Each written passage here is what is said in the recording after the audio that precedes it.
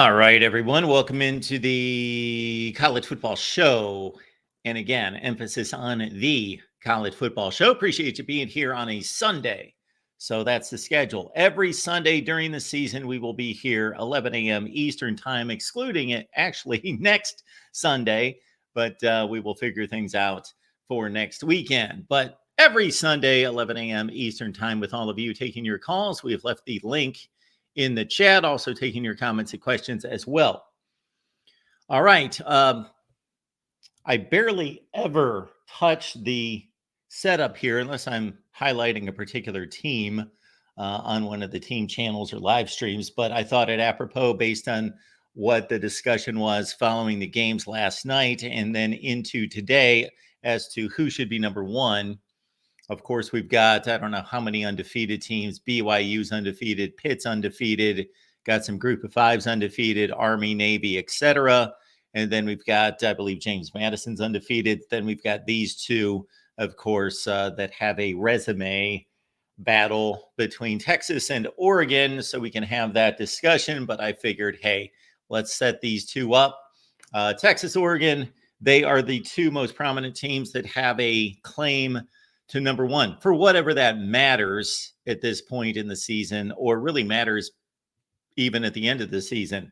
It is only going to matter on January 20th, who's number one at that point. But it's always a fun debate and discussion. I would tend to think that Oregon should be the number one team in the country. They have the best win. And that's not the only thing I look at. I look at the entire resume, but Oregon's been playing outstanding football now for what, 4 consecutive games. After the first 2 weeks of the season, they've been on point, dominating lesser competition. And then, of course, won this game last night against Ohio State. Did see a few comments in the chat. One that I found interesting right out of the gate from Rob 33. Don't know who he roots for, but he says Ohio State got hosed by refs incoming. And then Rob says here, this why the culture soft, blame refs. Well, Rob, I don't know who you root for, but you obviously haven't paid too much attention to college football fandom. That's the nature of all college football fans. Ohio State fans, Florida fans, Miami fans, Michigan fans, Notre Dame fans, and obviously not every single one. So many of you are very logical, very rational, very fair, and try to watch the game in an unbiased way. Of course, you don't, and I don't. Nobody does. That doesn't exist. To be completely unbiased, that does not exist. We have flesh and blood. Of course, we're biased, but you try to filter that out as much as possible. But for anybody to say that to target any fan base and say, well, they're going to blame the refs, but nobody else blames the refs. Well, that's just a dumb, ignorant statement. That's all there is to that. But we understand. Yes, I'm guessing that Ohio State fans, because although we did not hear from any Ohio State fans last night that were blaming officials, actually we heard from somebody who is a non-Ohio State fan who was blaming officials. Just looking at the final play, Will Howard didn't slide in time. I went back. I could not make a definitive judgment on that when we were on the show last night, because I watched the game. I watched whatever replays they showed. And then, of course, I shut it down and we came on here live. And because I had no control over the replay mechanism, I had to go back after our show, and then I slowed it down and I did it about 3 or 4 times. And Will Howard clearly slid too late. He was into a slide. It was 0-0. It's too late. So that's null and void. In terms of Jeremiah Smith, does that happen in the course of a game where receivers push off on defensive backs? Absolutely. It happens all the time. If we are looking for equity or fairness in pass interference and holding calls between wide receivers and defensive backs, we're never going to achieve that. There is such inconsistency all over the place. And as it states and is stated, technically in the rule book, much like holding along the offensive line, pass interference could be called or holding on every play. It could be called on every play by certainly by the defensive players, and many times, probably a high percentage, I would say 70% of the time, by the offensive player. So did Jeremiah Smith interfere? Did he push off? Yes, he did. Do other receivers push off during the course of a game, not get called? Yes. Both can be true, and both actually are true. So Oregon beat Ohio State 32-31. Of course, Texas rolled OU 31-3. There are a lot of other important results, especially last night. This Kansas State win over Colorado, mighty important at the Big 12 race, as was the BYU win. The Cougars are undefeated. We could have some very strange, odd teams because of the Big 12 and the ACC configuration. Some very odd teams possibly make the playoff. Pitt in the playoff, BYU in the playoff. Who knows? I would love to see it. All right, let's take our first call. We got our buddy David on the line. David, how you doing today? Well, I've been better, Mark. I think you could probably understand that after last night. Want to talk, by the way, it was a rough day on both fronts. My wagering did not go well, and obviously last night did not go well. I will, before I get to the game, I did want to make a comment. Did you talk much about the Penn State USC game yesterday? Oh, we hit on it. By the way, we're obviously going to talk about the clock management in the next game, but how bad was Lincoln Riley's clock management at the end of the Penn State USC game? I don't know if you talked about that, but I thought it was awful. No, we didn't necessarily talk about that. We had some general calls about clock management, but that's kind of where my viewing of these games bogs down a little bit, because when I'm watching 2 and 3 games, I can't really recall what was going on in that game as I was watching 2 or 3 games at the same time. That his clock management, so meaning Penn State had scored to make it 30-30, and talking about the last time. Yeah, they had the ball. USC had the ball at the end of regulation. It just didn't look like they were organized, and they were getting close to field goal range. I thought they were right on the Penn State, like 40-some yard line there. Okay. And that looked like it looked like a train wreck there for USC. I'm sorry. I don't know what they were doing there. So you're just talking about they looked confused. Yeah. And so forth, but there was no real clock management issues.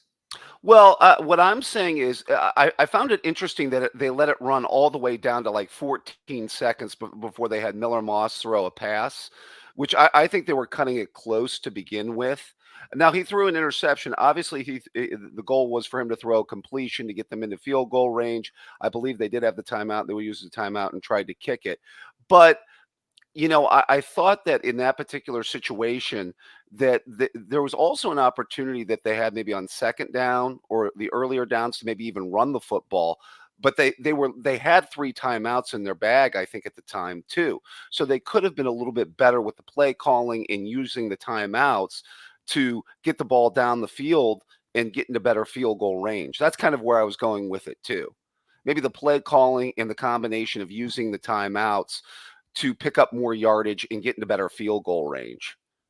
Yeah. So if we look at the play-by-play, we see that USC got the ball at the 25 with 53 seconds left. They completed a 9-yard pass. Then they had 2nd and 1.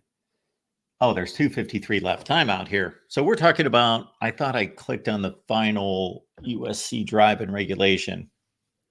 I guess I didn't, because there wasn't 2:53 left on the clock. There was obviously only time for. No, yeah, they ran it down to 14 seconds. Yeah, they took it over with 2:53 on the clock. Okay. Yeah, so at what point is there an issue here? There's just overall the issue would be that if you take over the football at 2:53 at your own 25, and you're only trying to get into field goal range, and you basically run out of time at midfield, there's something seriously wrong. Yeah, that's what I'm saying is when they got to midfield, I thought there was closer to 2 minutes, Mark, and it seems like you'd be able to better and they also, I believe, still had timeouts. So you could your play calling could be that much more open to you with 2 minutes at the 50-yard line and the timeouts, and you only needing a field goal to win the game. Yeah. So, wow, that's a ton of time, almost 3 minutes on the clock.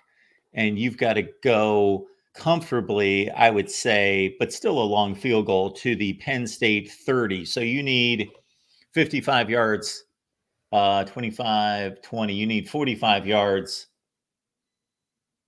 in 2 minutes and 50 seconds, which is plenty of time.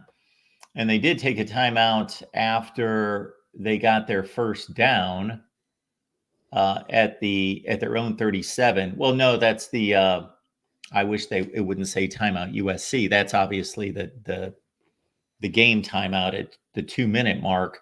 Mhm. And so they didn't even take a timeout there. I don't know if you guys can see. Yeah. Then they throw an incomplete pass. So it's still at 2 minutes. Then they complete a ball. And so their big issue was these next couple plays. Wow. Right. They had a second and 10 at their own 49. So they're at midfield Right. with 48 seconds. They complete a ball for 6 yards, and they don't ever take a timeout. It's Penn State that takes a timeout with 14 seconds. So they went from 48 seconds to 14. Now, And Bingo was his name, though. During that time, but that's a ridiculous amount of time. Yeah, that's exactly what I was talking about, Mark. Yep. That was the one I was targeting. And I'm wondering, Tim and the guys will probably be talking about that on the USC show, I'm sure, but it seemed awful at the time just watching the game. Even Nessler and Danielson were commenting on it, during the broadcast. Yeah. That is their job. But to see it in print here, yeah, I did not realize that they wasted that much time. Man, if you can't, they should be able to make it down the field to the goal line in 3 minutes, let alone barely past midfield. That's crazy. Yeah, I mean, that was yet another game where I think Lincoln Riley's, clock management and the game situation cost USC. Yeah, I never realized or had any kind of opinion on his game management skills because I had never seen anything come up that was egregiously bad. He didn't have nor does he have a Les Miles kind of reputation in that way. But yeah, I would like to go back and see what happened between second and third down. They complete a pass for 6 yards. So it's not like they completed a pass for 40 yards. People are scurrying down the field. They complete a pass for 6 yards, and they let 34 seconds run off the clock. And then Penn State called the timeout. Who knows how many more seconds would have elapsed. And Mark, I think they had 2 timeouts at the time, if I'm not mistaken, USC. They had one for sure because they called one. Okay. When they had the 1st and 10. Oh, no, they called a timeout after the interception. So for whatever reason, it's still included on their drive, not the Penn State drive, but it's got Moss throwing the interception at the USC 49, and then it says 1st and 10 at the USC 49, timeout USC, clock at 5 seconds. So they must have wanted to get set their prevent defense. Yeah, I thought they had the timeout taken with them into the overtime, actually. I thought they took a timeout with them into the overtime. It could be. Yeah, I mean, it's not like these timeouts are redeemable for cash value or something. I mean, I don't know. I mean, what these coaches are doing, but you can't take them with you. No, that's really poor. The South Carolina game management at the end of their game, that was really bad as well. Yeah. I just thought You said, by the way, you watched a little bit of that game, or were you looking in at Red River at the time, or a couple other games too, Mark? Oh, well, I wanted to watch this game first and foremost. So I was Okay. watching this game, and then obviously Texas trounced Oklahoma, so that was not interesting, nor Right. did it need to be watched after it was 7-3, let alone 21 or 31-3, because Oklahoma could still be playing right now and have yet to reach the end zone. I don't remember who else was playing at the time that was gaining my attention, but I was basically watching this game. Yeah, I mean, I will say just a couple notes about this game. One thing about USC, number 4, their running back is an impressive player. I just want to Yes. say, I forget the name, Woody but Marks. yeah, he impressed me when I was watching him against the team up north. He had some nice runs in that game, and I thought he's a good back. And I don't know why they don't maybe even utilize him more than they do in their offense, because he's a good player. Um, and I will say about Penn State. Um, is Drew Aller starting to grow up a little bit, Mark? Made some really big throws when they needed him to. Oh, absolutely. I thought he was great. I was thinking the same thing, thinking, here's my guy. He's coming through here. He completed 2 fourth down throws. The second one especially was Yeah. pretty remarkable play where he eluded the rush and scrambled. He had to throw across his body across the field. Julian Fleming was the target both times for the fourth down completions. And about the only time I would not agree with you, and I know that he was heated in the moment, but he almost made a really Yeah. stupid mistake when he was calling for the football. I don't know if you remember this, and he jumped up and down. He wanted the Yeah. play clock was about to Oh, run yeah. out, and I he's remember that. screaming for the ball. And on the replay, they showed the center, for whatever reason, he was distracted and looking to his left. I don't know if they were trying to catch somebody off sides or what was going on. And then Drew Aller like jumps up with his knees practically 4 feet in the air. And if they would have snapped the ball right at that second, Right. there might have been an issue there. But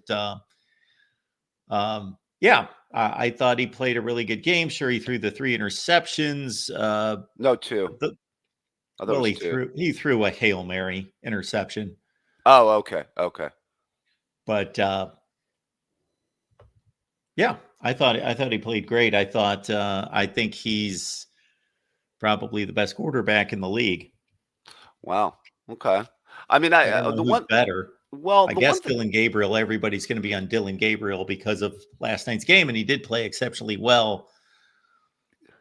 But I think he's got some serious limitations. we'll get to that in 1 minute, Mark. I will say with Aller, I've said that I never thought that the problem with the Penn State passing game was necessarily him. I always felt that they never gave him what they needed on the outside as far as a game breaker. He never had what Clifford had or McSorley had, who those guys always at least had a number one guy who could hurt you. And we go back to the list of Godwins and Dotsons and Hamlers or guys like that. Although shout out Julian Fleming, who made 2 big fourth down catches, I believe, on that last drive when they needed to tie the game at 30. So give him credit for making a couple of plays. But all right, Mark, let's get into it. The obvious. Let's talk about last night. I want to say, and I'm going to start off by saying, well, to the person that put the comment in the chat, I will not be blaming the refs for this loss. And I don't think the refs should be blamed for this loss. I think any Ohio State fan that goes there is, that's just false. I'm not going to do that. I will say I expected this to be a closer game than some Ohio State fans did. I didn't necessarily think we were going to beat them by 4 touchdowns, as somebody in Ohio State media predicted them to do, which I think was just moronic. But I'm not going to mention that person.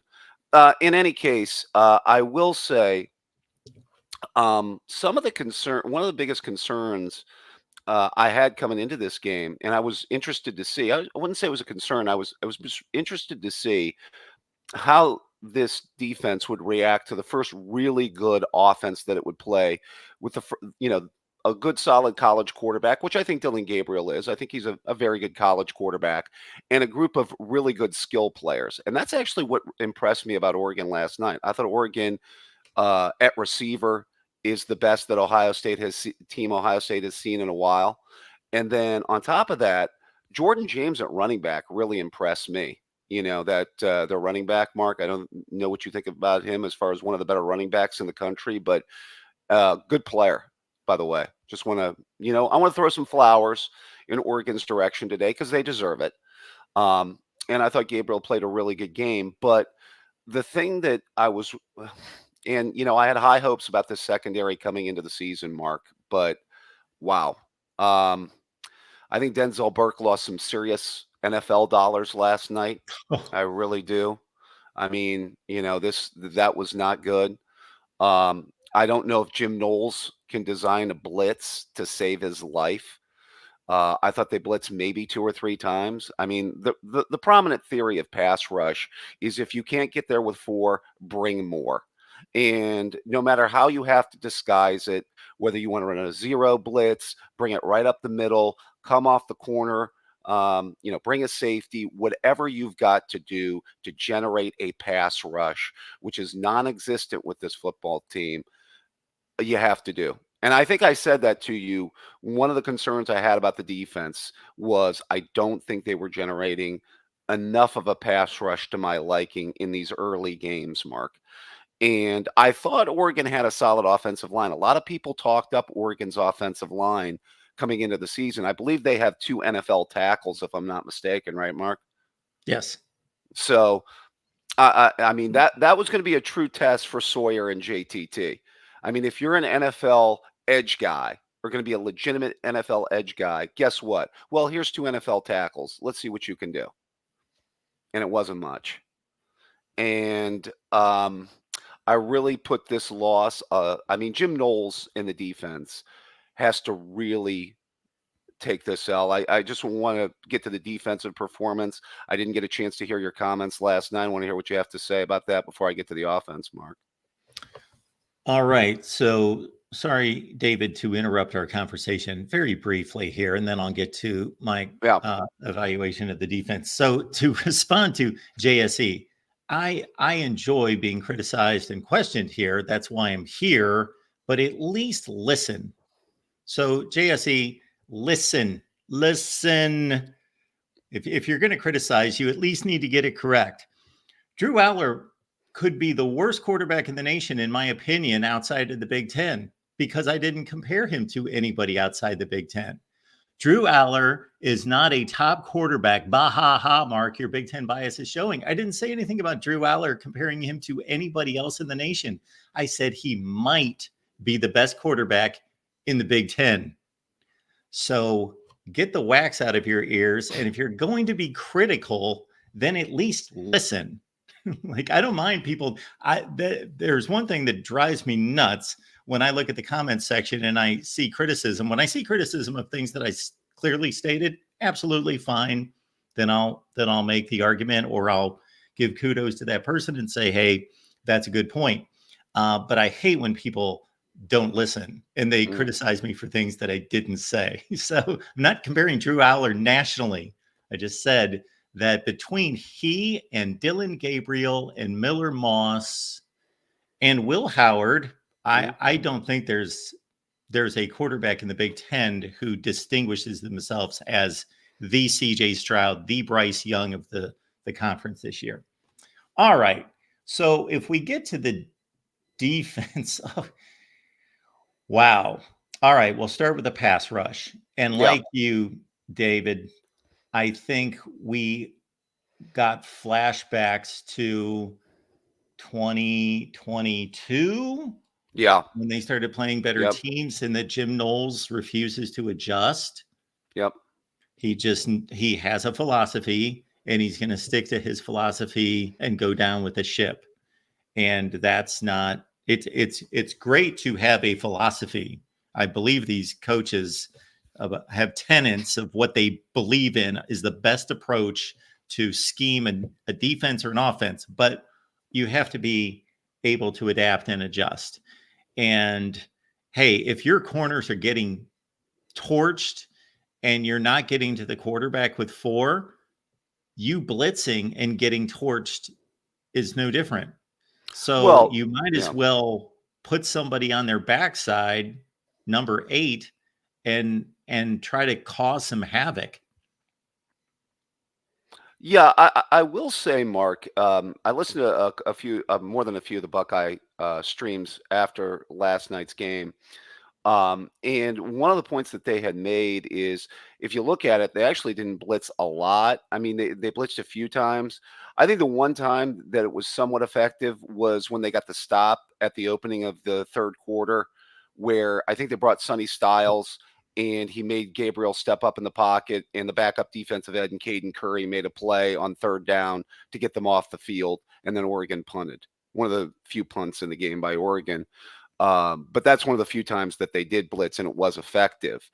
I was just going to say that, and you're right about the flashbacks to 2 years ago. I had always thought that they would be more inclined to blitz if they needed to because I thought that they could trust their corners. Now that's that's something that's a major concern. Now I will say, are we of the belief that this is the best group of quarterback and receiver when you combine those two factors that Ohio State will play during the regular season? Oh, it's not even close. Yeah, I feel the same way. Even though I think Drew Aller is leveling up. Sure. What did I just talk about? Penn State's got nobody on the outside that I fear. They don't Yeah, have there are a lot of possession receivers. Yes. right. They don't have anything like a Johnson or. By the way, what is the one Oregon receiver thinking last night? Did you see that spit play, by the way, Mark? Oh, Trayshawn Holden? Yeah. I mean, what is that? Yeah, so yeah, there's no place for it, and that's despicable and disgusting and so forth. However, I'm curious as to how they determine that, how that was recognized by an official. And even when I'm watching the replay, can I see that he is actually spitting at Igbinosun? Like I couldn't. Okay. I mean, well, when you saw it, like the gesture that he was making, Mark, it Okay. certainly looked like it on the replay on television. I don't know if you saw that. I'm not questioning that they did the right thing and they must have had sufficient evidence to know that he did it. I'm just saying that I didn't see it myself for the number of times that it was played. Now, the announcers, Yeah, now Blackledge. I realize that the game situation is not the time to delve into his past, but this should be of no surprise to anyone who's followed Trayshawn Holden's career. He got in trouble at Alabama. He went to Oregon. He got in trouble. He couldn't immediately be on the team. He was suspended. He's had all sorts of off-field issues. Oh well, I was unaware of Yes. his off the field problems. But in any case, I will say just with the defense, kind of summarizing. I thought that Knowles would be more inclined to blitz for the secondary. I will say it's fortunate for them that they will not meet a kind of quarterback group of receiver combination like Oregon this year. Now, I think, Drew Aller's leveled up in the passing game. I agree with that.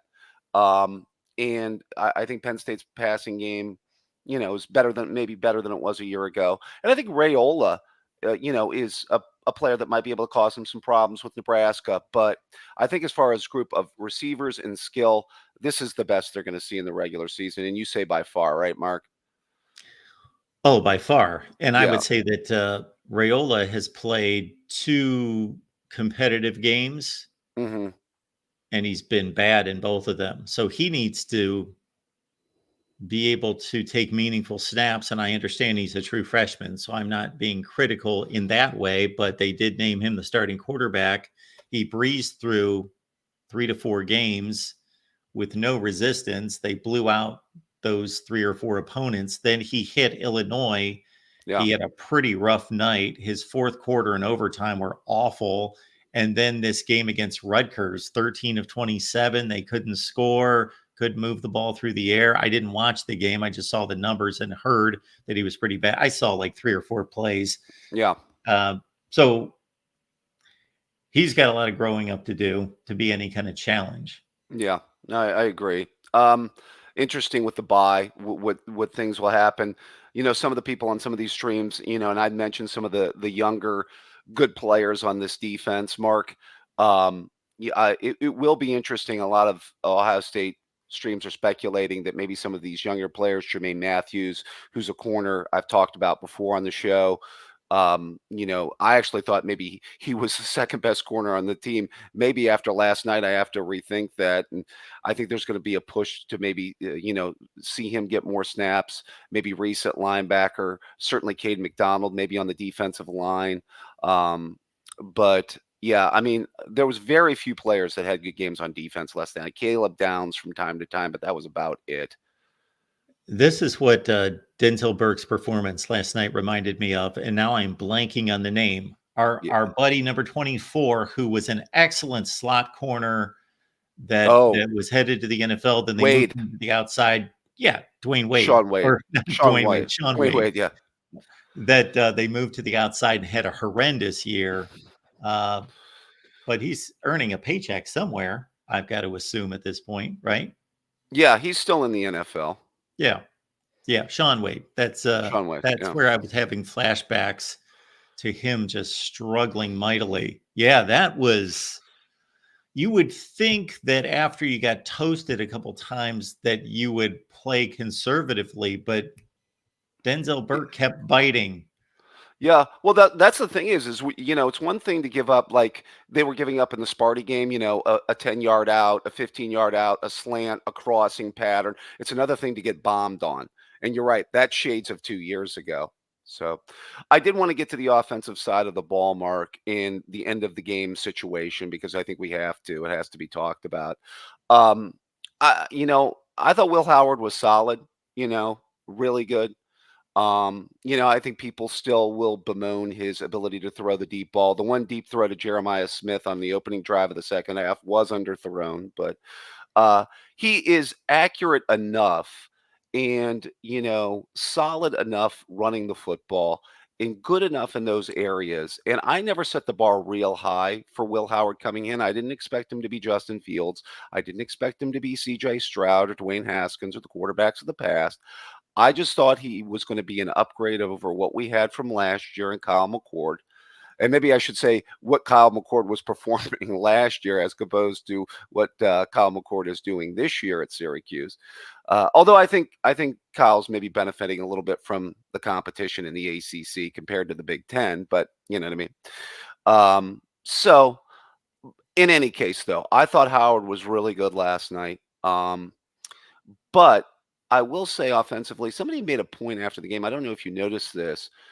How critical should we be of the fact, and I don't know if you noticed this in the second half, that Ohio State only ran the ball 12 times in the second half?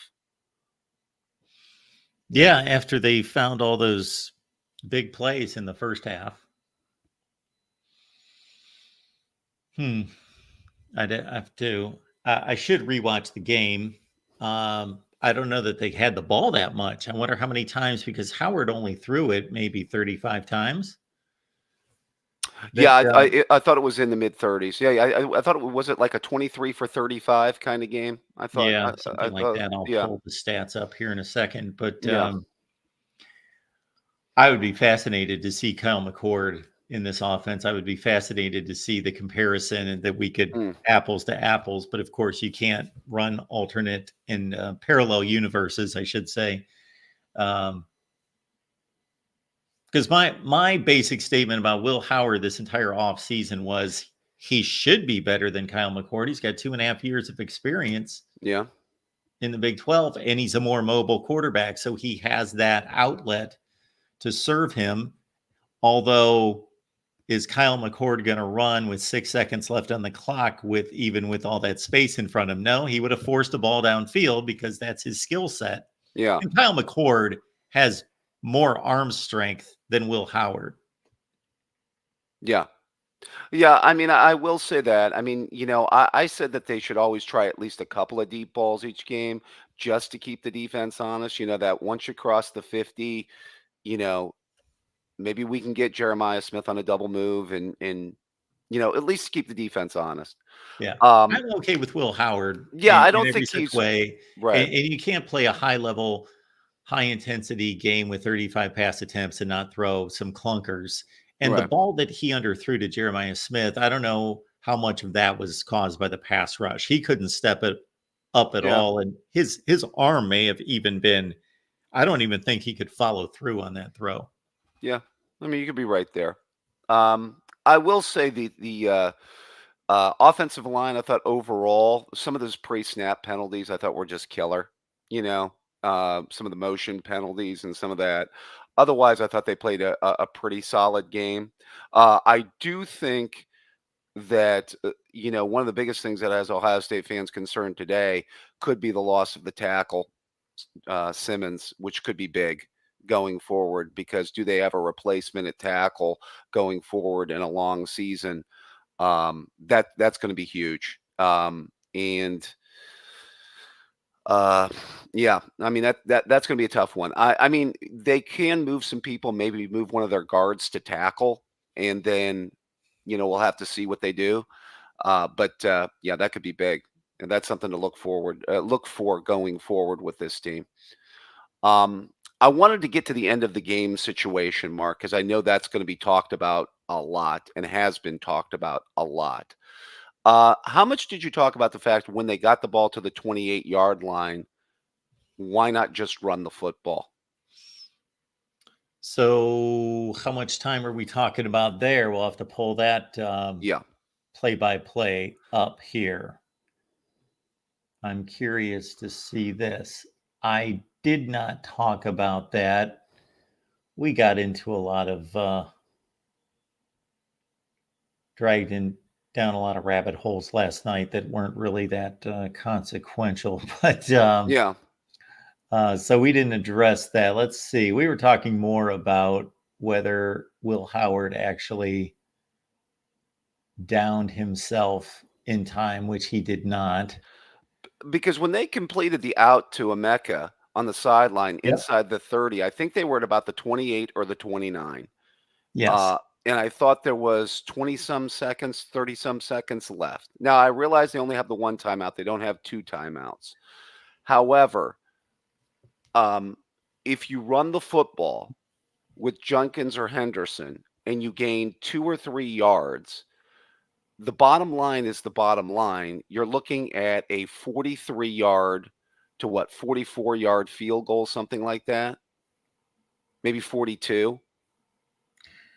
Yes. So Go ahead. Will Howard to Emeka Ibuka, as you just stated, which was, by the way, a beautiful throw. Yeah, it was a real good throw. Oh, he layered that in there beautifully. And a great adjustment on his route and on the ball by Ibuka. So they had a first down at the Oregon 28. Yep. At that 34 seconds. Well, the play was run at 34. They ran the next play at 28 seconds. Right. At that point, it's a 45-yard field goal. Yes. So where I'm going with this is if you run Junkins, you have one timeout. If you run Junkins or you run Henderson and you gain 2 or 3 yards, you go from 45 to 42 or 43. Sure. Now, he had made the kick to give them the lead, to get them to 31. I think he made a 40 or a 41-yarder, if I'm not mistaken. Yes. Okay. So what are we talking about here? I mean, I got into this with Tony and Kevin and on Tony's stream after the game, and they were basically like, well, I trust, throwing the ball to Jeremiah Smith and getting closer, and I get all that, but it's 45 yards and in for the game winner. I mean, this may come up down the road. Where are we comfortable in trusting our kicker to kick a field goal to win the game? So I understand your point long term that if you can't trust your kicker from 45 yards and your goal is to win a national championship, then you might be in trouble. But yeah, the goal is also to win this game. And I don't know what percentage we would put on fielding making a 45-yarder under pressure, not a 45-yarder in the first quarter when it's 7-3. Because that affects some kickers. Now, again, you don't want that kicker, but it apparently affects some kickers. Our guy from 2 years ago made the same distance kick 2 or 3 drives earlier. Yeah, no, it was about yeah, you're right. I think he made a 48, and then Yeah. the second kick was a 50. Right. So basically the same kick from the same hash. So late game situations affect these kickers. There's no doubt about that. You see all sorts of shanks and hooks that you don't see in the second quarter from these kickers. Again, I'm not trying to put them all in the same bucket because they're not. They're individuals, and some of them are clutch and some of them are the opposite and somewhere in between. I get your point. I'm still okay with throwing the football, but I totally get your point. But I never liked if you have enough time and you trust your offense. I was never of the strategy that you should just when you reach fringe field goal range, that you should just camp out and then place all of that on your kicker. I Yeah, thought they made the same mistake against Georgia 2 years ago. right. I mean, I wasn't crazy about, the Georgia situation, them running Dallin Hayden into the line on first down. But remember, that play actually lost them 2 yards. Now, you could say the same thing. Well, what if, Junkins or Henderson gets, hit in the backfield or what have you? But I mean, it is 45 yards. I mean, 45 yards and in. I asked this question to say, is that where we're at? That we cannot trust our kicker to make a 45-yard field goal or in to win the game? Well, Because I think again, that's this situation in a 12, I'm just real quick, Mark. If you get down the road, you get into a 12-team playoff. Listen, I want to beat everybody by 3 or 4 touchdowns. I get it. But some games could come down to that, and we kind of need to know this. I mean, that's all I'm saying. yeah. So what I would say would be, so you are having kind of the internal argument of, is this the long-term issue? And did they not manage this game in such a way that you should be able to rely on your kicker versus can you rely on your kicker? Is this just a weakness on the team that has to be managed, or should they have managed the late game situation differently? I can't answer that question. Yep. Because usually that's like a thing is that they'll always ask coaches like, okay, to make a game-winning field goal, which and I guess this is about being an NFL guy too, because I watch so much NFL, and you've seen it like statistically over the last 20 years. I mean, what was that? 25 to 30% of NFL games are decided by 3 points or less. College obviously is not that. You get a lot more blowouts in college, and I understand that, but I mean, the question should still be asked. Late game scenario, coach, where are you comfortable with your kicker making a field goal from? I mean, to me, that's as basic question as, 1 + 1 = 2. I mean, seriously. I mean, I don't think I'm going wrong with my analysis here, but Okay, so my breakdown, to be a little bit more clear, would be yes, the coach should know exactly where the kicker can kick from, like in regards to if it's a desperation situation and you're deciding between a Hail Mary and a 58-yarder, can yeah. he even reach that? Is it possible? And the odds of completing a Hail Mary are whatever they are, 3%, 5%. So is it a better chance? Can he physically reach 60 yards? And is there a reasonable chance that he can do it? Can he do this 15% of the time? So even though this is a losing proposition, it's still the better gamble than the Hail Mary to the end zone. Okay, that's one thing. The second thing is reasonable kicks.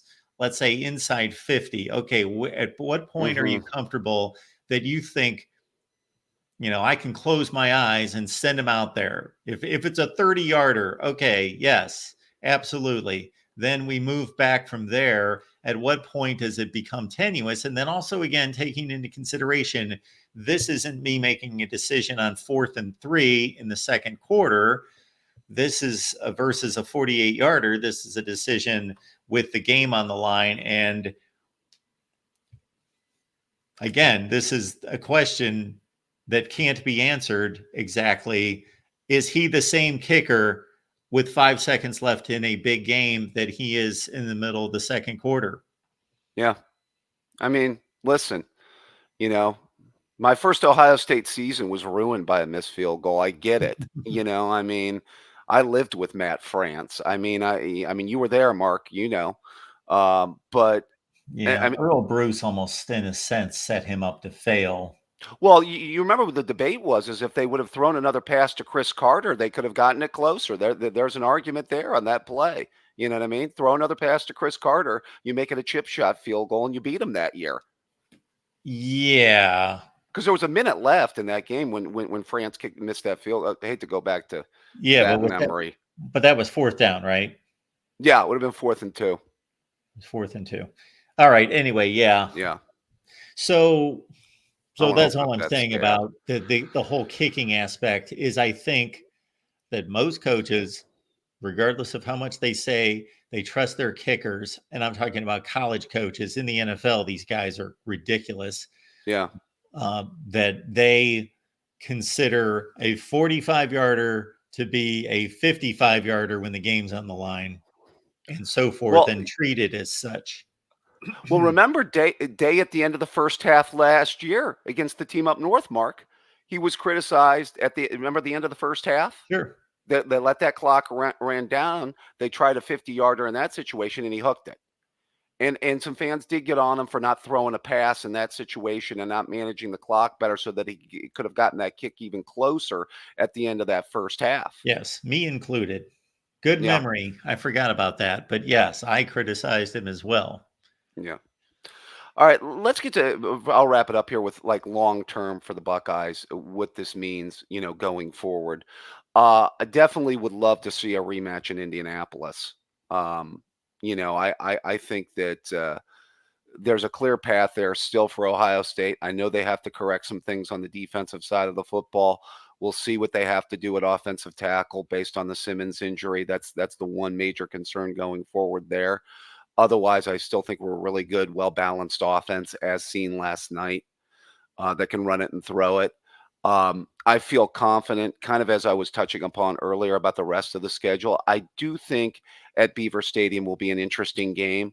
But again, I just don't know if Penn State has the same things offensively that Oregon has that can hurt us. So kind of looking at the rest of the schedule, I still think that there's a strong path there for Ohio State to go 11-1. And remember, before the season, I picked them to lose this game, by the way. I want to say that. So I don't know what your overall thoughts are on going forward here, and Well, chances are I at a think that rematch.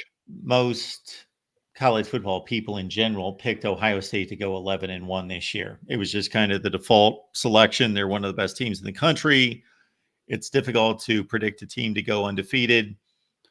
So they're going to go 11-1. Now, I didn't pick it game by game, but of course, this was generally the one that I gave the highest percentage chance of them losing. So for as down as people are, whether you're an Ohio State fan that's down about this result and the look of it too, not just the result, the look of it, or you're just a general college football fan or a rival that's gloating about Ohio State losing, remember again that this is pretty much how the season was determined to be played out by 9 out of every 10 people. This team's going to go 11-1 and they'll probably lose at Oregon.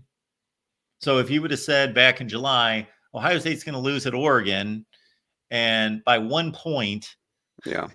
No. and they had the ball at the 28-yard line to end the game, I don't think people would go crazy. But when you experience it in the moment with the Yeah. emotion, then it's like, what's going on? And I also think we just have to see this team play against quality opponents more, because I don't Right. know if this was a pretty marginal, maybe I don't want to call it a horrible performance because I want to give Oregon credit, but this may just have been like a C plus performance out of this team and a good experience to get them motivated and kicked in the rear to get going a little bit Yeah. better. Yeah, that C plus is gained mostly by the performance of the offense. That none of that C plus goes towards the defensive side of the ball, Mark. Yes. Let's just be clear about that. True, Uh, and also back to the pass rush. For as much as we can blame Knowles, they're underachieving yeah, again as pass rushers. players got to make plays. I get it. And I hear all the accolades thrown at JTT. It seems like every time Ohio State plays a big game, that the announcers are just relying on reputation Hmm. or recruiting rankings or something. JTT is a really good player, but he's not a dominant player. He's not a No, great player. no, He's a okay pass rusher. He's a like Blackledge mentioned last night. He and Sawyer are very good, strong run stopping defensive right. ends. Yep. So they're not dominant players, and I guess they never will be. They are a better version of their class's Zach Harrison. Right. They're kind of like Jonathan Cooper, a Sam Hubbard, a Taquan Lewis, some of the good defensive ends we've had, but not the difference maker defensive ends we've had. Nope, And we've seen enough at this right. point to determine that, and so we keep expecting them to be more, and they're not. But, and maybe one ties to the other. I didn't expect the secondary to be that bad, though, Mark, because there was No, talk this was going to be the best secondary in college football this year. And by the way, that went out the window last night, you know. yeah. So now, again, you got to get pass rush. I get it, but you also don't need to get bombed on either. So, For as bad as Ohio State looked in certain ways last night, and that's the most obvious one, is the pass coverage. Again, they lost 32-31 in a game in when Quinshawn Judkins got a ball stripped right out of his hands. I don't know yeah, how many times that's going to happen. And of course, they could have kicked the game-winning field goal at the end of the game, and they lost two offensive linemen. yeah, I know that Tegra Shabola came back, but they missed him for a good quarter to two quarters. So they were down two starting offensive linemen. Now, granted, Oregon was without Jordan Birch, maybe their best mm, interior. Well, maybe not. I guess Derek Harmon has turned it out to be their best defensive lineman, but one of their best up front. Um, again, I said all week that a lot would have to happen for me to think that this is not the best team in the country. And losing by 1 point in one of the more difficult places to play in the country, uh, in a game in which they hit the ball in field goal range to win the game, and a push off pass interference call that, again, I'm not saying that that was a bad call. I'm saying it was the correct call. right, But again, how many times does that not get called? That ball, now I went back and watched that. That ball was caught at the 18-yard line. So then they're at the yeah, 18-yard line and they're sure, kicking a 35-yarder. right. Yeah, I mean, obviously, you would think you're confident at 35, but again, I'm just trying to say my overarching point is where are we comfortable then? Still, Yeah. I So guess it's I'm just inside bringing a little 40. hope to the situation that it's not the end of the world. The now for the coaches and players themselves, they need to be serious and not say, they're one of the best teams in the country. We played on the road. We only lost by one. It's all good. No, of course they have to. They're the ones that have to put in the work, and they have to. Even if they went in there and won 42-7, a great head coach is still dissecting every minute detail of the team to make sure that they're maximizing their roster and maximizing their talent and their scheme and dissecting everything possible. But um, Well, this is a big moment, though. I mean, because the schedule amps up a little bit more. I mean, maybe not to an Oregon level again, but Nebraska is okay. And then at Beaver Stadium can still be at Beaver Stadium. It can still be a sure. little. Oh, So, absolutely, they can lose that game. it's still there. Now, I'm buying the fact that they can still win those two games and move through the rest of the schedule and get to 11-1. So, and I think a rematch in Indianapolis would be really fun and interesting. So, Yeah, and most people pick that, I know, including yourself. Yep. And as Aaron Taylor was bringing up, we didn't mention the onside kick or whatever that was, or Yeah. whatever it was supposed to be. And if that's the strategy that Oregon has for an onside kick, then they are maybe the luckiest team in creation. If they are actually trying to kick a ball 100 miles an hour at a player. Yeah, I mean, but that's one of those things. It's all or nothing, though, because if he falls on that mark, we're at the 45-yard line. We're in pretty good shape, and Yeah. I mean, but you know what? This is where you got to give Lanning some credit. Give Lanning some credit. I mean, he was aggressive to like he is known to be. Onside kick. You knew he was going to go for it on the fourth down. I was half a mind. I thought he might go for it on the fourth down at the end of the game. Oh, I thought so too. Well, I didn't think so, No, but it crossed my mind that, yeah, he may do this because he doesn't want a field goal to beat him, and there's still plenty of time left. yeah. But somebody would have to explain to me with a straight face that actually is inside that locker room or that coaching room what they were trying to accomplish on that onside kick. Yeah, it's unlike any onside kick I've ever seen in my life, by the way, Mark. Yeah, and it doesn't make any sense. So they got a little lucky. They recovered the Yeah, ball. That's they part did. of football. The ball bounces certain ways. Yeah. Yeah, I mean, and hey, we maybe caught a little luck on that first drive on the throw to the tight end too, you Yeah, know? sure. So, it works both ways. But Yeah, absolutely. all right. Well, hey, guess what, Mark? I get to get off of this and go watch the Browns. So, there's that. Yeah, I don't know if you should cut your losses right now or Hey, we do have baseball, Mark. Hey, yeah, Guards and Yanks in the LCS. Wow. I Look know. And look at how that. excited I would have been about that 7 or 8 years ago, and I doubt if I'll watch a pitch. Wow. They had some great battles. Remember back in the 90s, they had two, Well, of course, I 97 and remember 98. every Yeah. at bat practically. Yeah. Great series. That's the stuff I do remember. I don't remember Sean Wade from 4 years ago, but I couldn't remember his name. I just 24 skinny guy that got thrown out of the Clemson game that they moved from slot corner to the outside, and his draft stock plummeted, and he was getting burned constantly. I thought you were going to hold it against me to bring up Matt France again. So Yeah, that was rough. that was bad. That was much like the 22 field goal where it just never had a chance. Yeah. Yeah. All right, my Yeah. friend. Well, interesting week of college football. We'll move on, and you have yourself a good Sunday. All right, David. Appreciate it. Take care. All right. The more you think about this game, my goodness. Yeah, Oregon won the game fair and square. They were the better team. I thought Oregon was more than just a 1 point better team last night. I thought that they played a substantially better game. But again, I don't know how much that is tied to just Ohio State having an off night versus Oregon being a better team than Ohio State. I'd have to see more to believe that Oregon's a better team than Ohio State. I don't believe they are, but they might be. They certainly could be. They won the game last night. I don't believe that if they play again, they're playing at Autzen Stadium. I don't believe.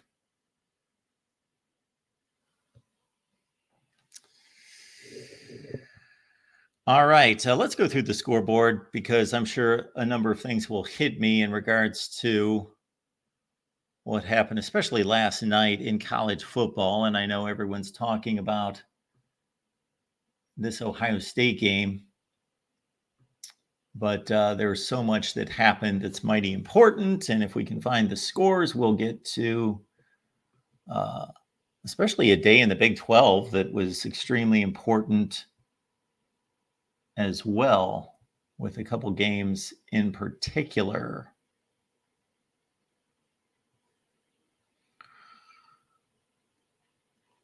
Now, I got to say, as mentioned to David, when I made my preseason predictions, I picked Ohio State to go 11-1. And while I did not predict a specific loss, I did put up loss percentages, meaning this is the percentage chance that, and I did this with every team, a bunch of teams at least, I put up a loss percentage chart to say this is the percentage chance that they're going to lose this game, this game, this game, this game, this game, this game. I picked Ohio State to go 11-1, and I picked them to have their best chance of losing at Oregon. So from a big picture standpoint, again, if you can pull yourself away from the emotion of either the elation of the victory, if you're an Oregon fan, or Ohio State hater, or the disappointment if you're an Ohio State fan, or maybe you put a lot of money on the game, I don't know, that that this pretty much played out the way most people anticipated from a big picture standpoint. Again, you go back to July and say that Ohio State has one loss, and they lost to Oregon 32-31, and they were in field goal range, then I don't know that anyone really is surprised by that. The closer we got to the game, the more confident I was that Ohio State would win the game. And so that I did pick them to win the game by 3 points. So how good was my prediction? Well, it was wrong. But in terms of the game, how the game went, it was pretty much dead on.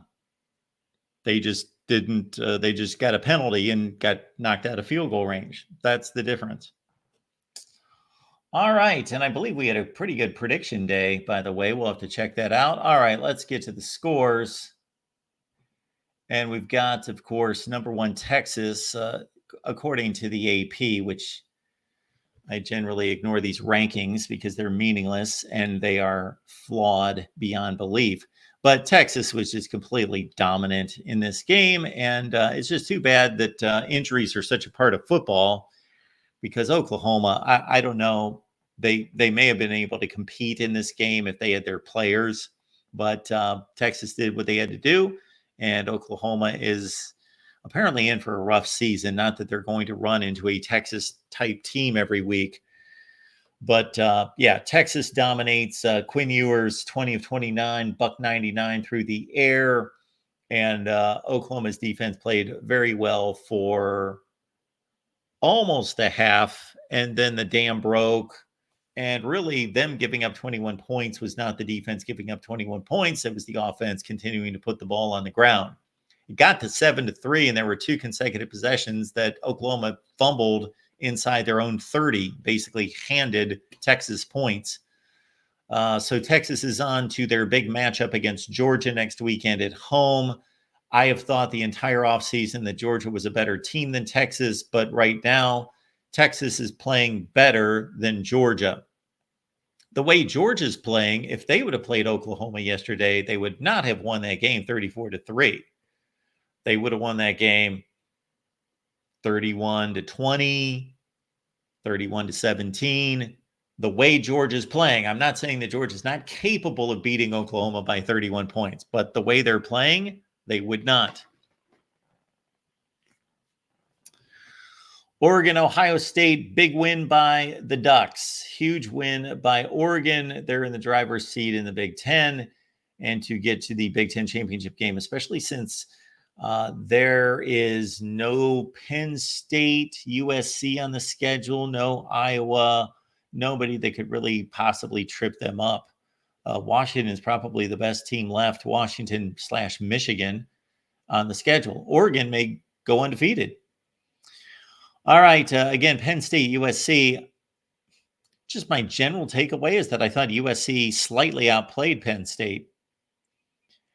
And I think some USC fans could be upset about the officiating late in that game. Not to blame the officials, because USC led by 14 points to start the second half. And Penn State, credit them, they went on the road. That's obviously been a difficult thing to do in the Big Ten, is travel time zones and win games, because it's rarely done. We'll have to track that trend. Georgia over Mississippi State. And maybe Mississippi State's getting better.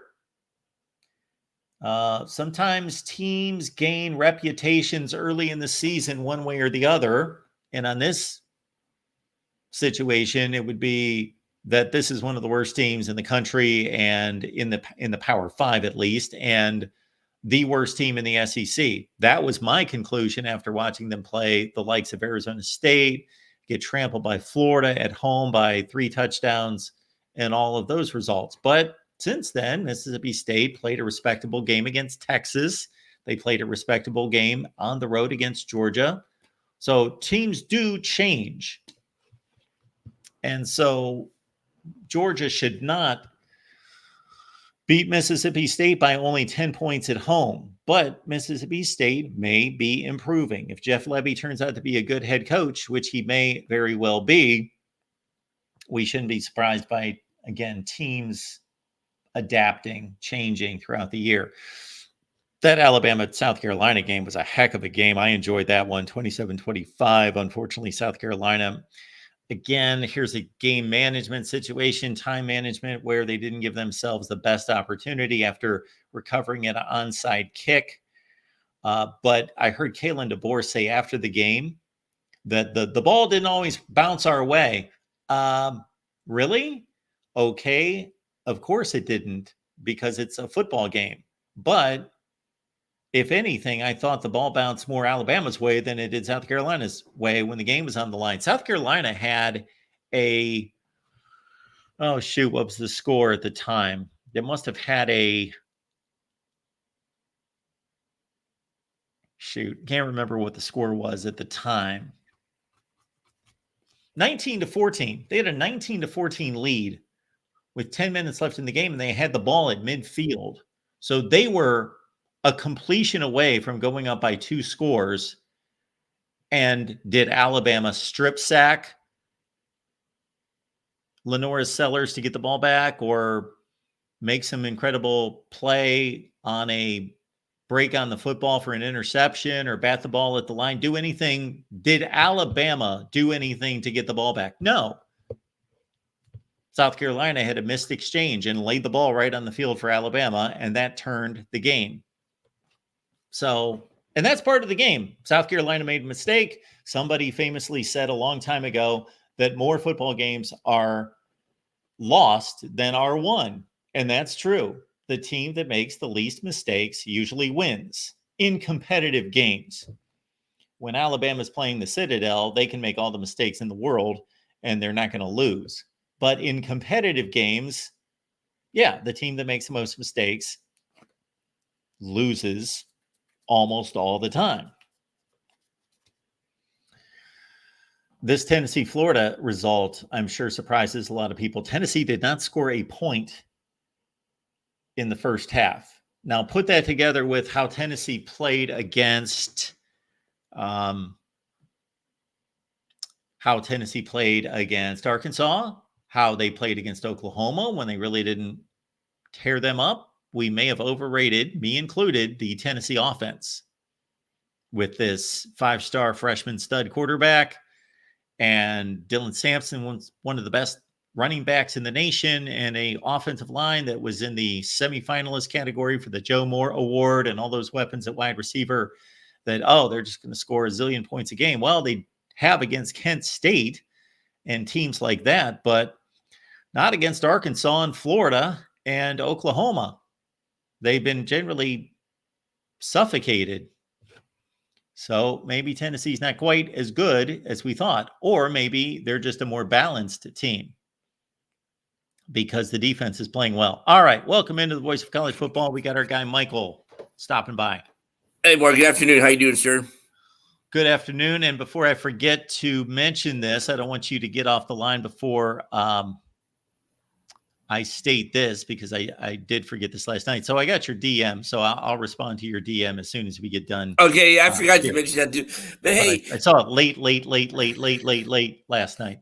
All right, but hey, I got a question to ask you. And from my point of view, people always complain that there's been pass interference. But to me, do you think the Kansas State defensive back was looking at the ball on the 4th down play that was incomplete at the end of the Colorado game last night? Or do you think he was face guarding still? Because to me, it looked like he was looking towards the ball. I was here and did not see any of that, and did not go back and look at it. I thought you might have been able to see the seat or Yeah, something. when I get done here at like 2:30 in the morning, I try to catch up with as much as possible. But Mhm. I can only, of course, with so many games, look at so much. So I did not see that play. I didn't know if you wanted to see the highlights and stuff like that, but is there a chance you can pull up IU schedule quickly? Because I just wanted to try to figure out something. IU schedule. Okay. Yeah, You're going to look at the rivals, huh? yeah. All right. You'll see it here in about 5 seconds. All right. So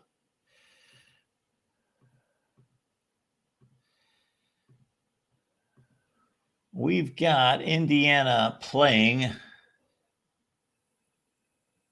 They had a bye week, of course, over the weekend. Yeah. They play Nebraska at home, Mm-hmm. Washington at home, go to Michigan State, come back home and play Michigan. Got a bye week, go to Columbus, take on Ohio State, and then they've got Purdue. the beloved Boiler up. Yep. All right. I gotta ask you this. I think they lose to Nebraska, but is it feasible they can be 10-0 in your opinion going to Columbus on the 23rd? Yes. But what do Sure you think what do you think the change would be? If it's not Nebraska, who can trip them up before the Ohio State game?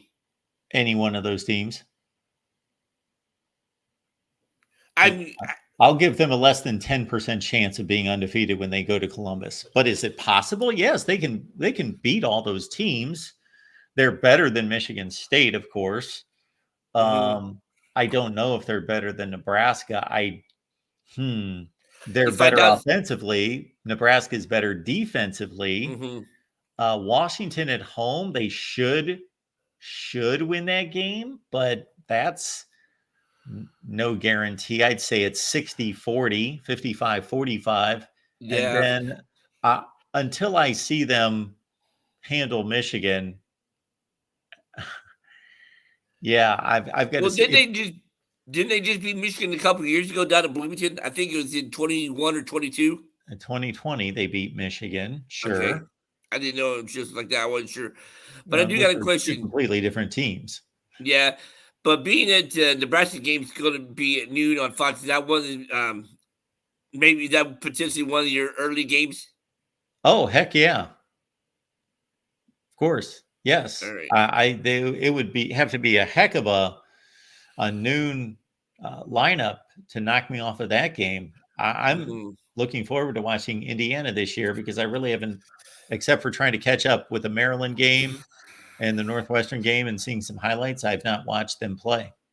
I just wanted, honestly, I was maybe giving maybe a 15 to 20% chance of them being undefeated when they go to Ohio State. But if it wasn't Nebraska, no, 15 to 20. Oh, okay. Sure. Sorry. But I'm saying if it wasn't Nebraska that knocked them off, who do you think it would be, though? Michigan, you think? Okay. Well, in order, I would go Nebraska 1, Michigan 2, Washington 3, at Michigan State 4. That's what I would go to, so. And stuff like that. So I got a question. Another thing, too. Back in the early part of the 2000s, I think it is, if a team had a close game, but still won. If I'm not mistaken, didn't they use the AP voters used to drop them a couple spots? Oh boy, depends on the scenario, but yeah, that would happen. Sure. Because I was thinking Ohio State's going to drop. I know that, and Alabama. But do you think Oregon could fall, or being that they was they beat the number 2 team, they're safe? They won't fall. Oregon? Yeah. Why would they fall? I don't think it would fall. I'm just saying the hypothetical situation. They wanted the home and stuff, but it was like a close game. That's what I was asking. Because with the 8, they were the number 3 team in the country. They beat the number 2 team in the country. But like you said, with the AP voters, which you don't like, was you ever an AP voter by any chance before you went with ESPN? I was an AP voter for Major League Baseball. I voted on Gold Gloves and All-Star AP postseason All-Star teams and awards and so forth. Why I don't know, but they gave me that Okay. ballot for But no, 3 or 4 years. I would say because I've seen stranger things happen with the AP, but I don't see Oregon falling. But do you see maybe Alabama falling, or do you think they'll move up a couple spots? Well, we'd have to look at the whole setup, but again, yeah, I'd have to look at what the rankings were because I got to Mhm. see what everybody else did around them. Yeah. I don't know that I've looked at. I know that. Well, I looked at the rankings last week because they cut a video Yeah. trashing the rankings. But other than that, I don't look at the AP or the coaches' rankings. All right. I was wondering, and we know the SIDs do the coaches' votes anyway, because I don't think there's a coach out there who votes today still. But I digress. All right, Mr. Rogers, I look forward to your DM. That's all I got to say. I will catch you later this week, man. Well, let me ask you one question before you leave, Michael. So you're Yes. asking about Indiana's schedule and you're going down this. So as a Purdue fan, and now that your team's out of it, do you want Indiana to do well? It would be nice. It's a nice story. Before the season started, I had them going 7 or 5 or 6-6 because I knew they had an easy schedule. But I would actually, as an IU alum, it would be nice to see considering how bad IU football has been for most of my life. Okay. Do you care who wins the Big Ten championship? Sorry. And if you do, who do you want to win the Big Ten championship? If you could have any team outside of Purdue win the Big Ten championship. I picked Oregon to start the season. Okay. So you don't necessarily like Oregon, but since you picked them, you want them to win. Yeah, because I think they're the best team in the Big Ten. I think it was going to somehow be a rematch of the big. I picked Oregon and Ohio State for the Big Ten championship because I think they're the best two teams in the conference this year. Well, it seems to be that way. Yeah, but could you imagine if there was a juggernaut for second with teams being 11-1? That would have to be a headache. Oh, yes. If there was a log jam, sure. Yeah. Yep. All right, sir. I appreciate it. I look forward to your DM. Have a great Sunday and a great week. And as always, boiler up. Gotta love Michael Hogue getting on here. He loves his Boilers, and of course, they're having a rough year, decade, century. No, Jeff Brom did a nice job. I wish they could have hung on to Jeff Brom because that guy can flat out coach. There is a guy that doesn't get enough consideration in people's coaches' rankings, and I couldn't even attest to where I rank him. I'd have to pull up my latest spreadsheet with my coaches' rankings from this past off season to see where I rank Jeff Brom. But I've always had a ton of respect for Jeff Brom. I think he is a great football coach. All right, but there's Indiana right there. How about those Hoosiers? 6-0, and let's see. Ohio State doesn't play this week. Michigan plays Illinois. That is the 3:30 CBS game. And Fox, noon, and the Big Noon Show have determined that they are going to Bloomington, Indiana to see Nebraska and Indiana. And that is the best choice. That is the best choice. I don't know if they had the number one choice this week, but that's the most important game. It sure is. I can't recall who else is playing even. So Iowa's got a game against Michigan State this week, and I don't know who Penn State has. I think they've got an off week, and then they go to Wisconsin. So it should be quite interesting in the Big Ten. I am telling you, folks, anticipate this, that at least one conference, if not two, will have a log jam of a tiebreaker in determining who goes to the conference championship games. And then many of you, I don't know who you are, but many out there, whether you're watching or just a general college football fan out there, will be clamoring for divisions again. And I'm not saying that the division setup was the best, but I will say that at least we had a reasonable it was simple. Basically, you won your division, you had the best record, you go to the conference championship game. If you tied for first place, well, Iowa and Wisconsin tied for first place. Who won the game? Oh, Iowa won the game. They go to the Big Ten championship game. Now, if you had a three-way tie, rarely did you have to go down deep into tiebreakers.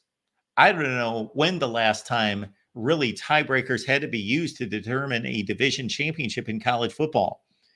I'd have to sit here long and hard and think about that, or we'd have to go through each conference and go season by season to see when did there have to be. Now, there were usually in places like the Big Ten West and the ACC Coastal where there were mediocre teams with 3 weeks left, we could draw up all sorts of crazy scenarios, but they never came to fruition.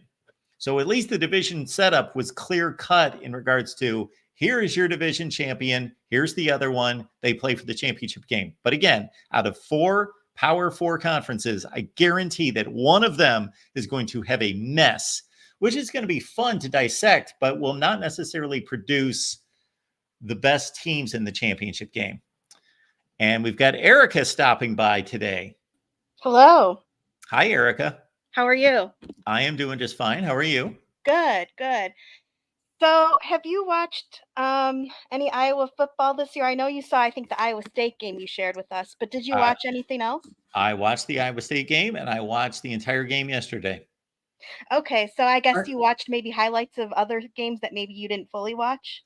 I watched, the Iowa State game. I watched probably a quarter to a half of the Minnesota game. Oh, I watched the Ohio State game. So I saw them play Iowa State, Ohio State, and Washington until it was like 30-10. And I figured, well, this game's over. I'm moving on. They're not going to blow a 20-point lead. And some of the Minnesota games. So I've seen quite a bit. Okay. So the reason I ask that is because I want to get your thoughts on how Tim Lester is doing. Do you think he's doing a good job? Do you think he's being held back by Kirk? What's your opinion? You know what pops into my head as soon as you ask that, which I think is an excellent question, is I can't verify this, but when they had Caleb Johnson line up as an H-back yesterday on the left side and brought him across the formation and threw him that little swing pass for a touchdown, I thought, I don't believe we've seen that before. That looks like a Tim Lester play. That looks like a Tim Lester mastermind. He's going to take his best player and he's going to line him up somewhere where people are not expecting him to be.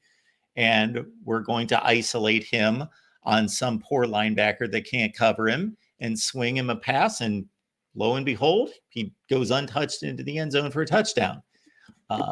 So I don't want to make too much out of one play, but that's something that Brian Ferentz, I never saw design.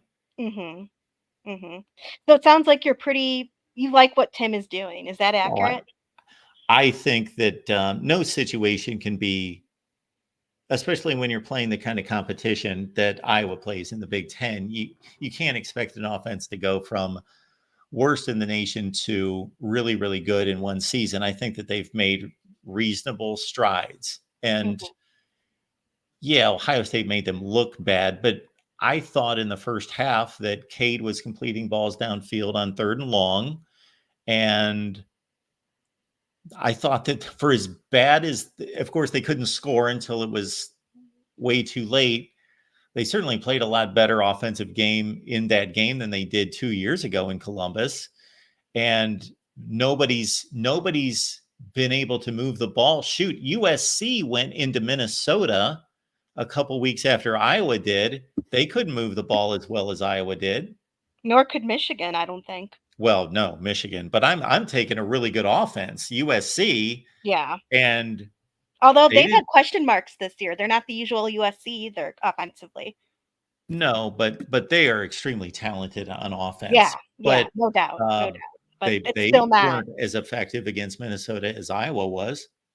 I have to say, Minnesota, I just don't understand what's going on with them as far as really, we made them look pretty stinking bad. Yeah. And then they win against, UCLA, big deal. Okay. Even though I will say, I thought UCLA did have a chance yesterday. Oh, sure they did. They really did. And that's kind of embarrassing for PJ Fleck. But That being said, I mean, he beat PJ Fleck and his team beat USC, right? Am I remembering this correctly? Yes. How in what world does that happen? And they took Michigan down to the wire. In what world does that happen? It's crazy. Yeah. Well, Minnesota, I know you don't like PJ Fleck. I know you don't like Minnesota, of course, but they do have a similarity with Iowa in that they tend to play close against everyone. So you can take a team that's much better than them and now Iowa hasn't done this recently. They got smacked around by Tennessee, Penn State, and Michigan last year and Ohio State this year. But generally, because of the style of play, the running game, the defense, running a lot of clock, it condenses the game and they stay close to better teams. But also, they allow worse teams to play close.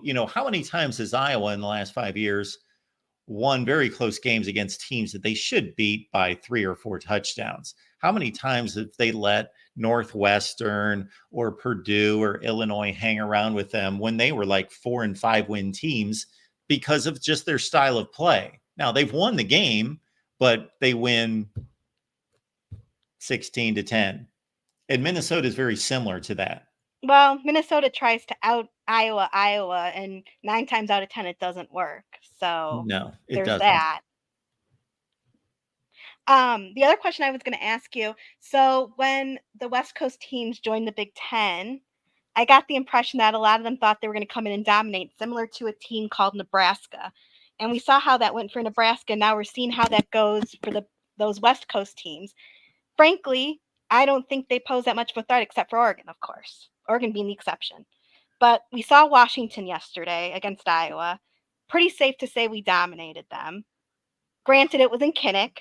I get that advantage, but nonetheless, we did beat them pretty badly. So what's your take on how the West Coast teams are doing in the Big Ten?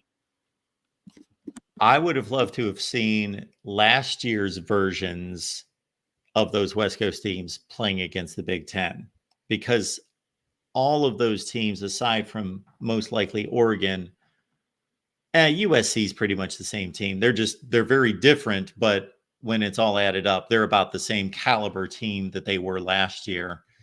But Washington's nowhere close to what they were last year, and certainly UCLA is not. So the Big Ten is not getting these teams, except for Oregon, anywhere close to their best, for one thing. Well, the Big Ten's a better conference and was a better conference than the Pac-12. But the Pac-12 was enjoying a bit of a renaissance. Their last 2 years, they were a very strong conference with a lot of dynamic quarterbacks. So the Big Ten missed those 4 NFL quarterbacks that those teams moved on. For one thing, the number 1 pick in the NFL draft, Caleb Williams, Michael Penix, who was a first-round pick, Bo Nix, who's the starting quarterback now for the Denver Broncos. All those guys were quarterbacking those teams last year, and they're gone, and those teams were much better. I do think that the Iowa-Washington game was extremely competitive for until late in the third quarter, early fourth quarter. I thought that Washington was able to move the ball up and down the field. Iowa's red zone defense was exceptional. They made the stops when they had to. But they missed too many tackles. I mean, they're not. That's another thing I was saying on the Hawkeye message board that I frequent. There's always a lot of back and forth. There's game threads and stuff. There's always a lot of back and forth, as you can imagine. And I was like, this is not a Phil Parker defense, right? Like, I know a lot of teams would like to have what we showed yesterday, maybe, but that is not up to Iowa standard, what they've been showing on defense. And that's been something that I've, been bothered by a little bit. Now, luckily, our offense is showing signs of life thanks to our running game, so that's been compensating and helping out. But we're still too one-dimensional. I think we improve every week, though. And I think that once Tim Lester gets more of his guys on the team, because, he's not using his guys right now. These are guys that were on the team for the most part before he got there.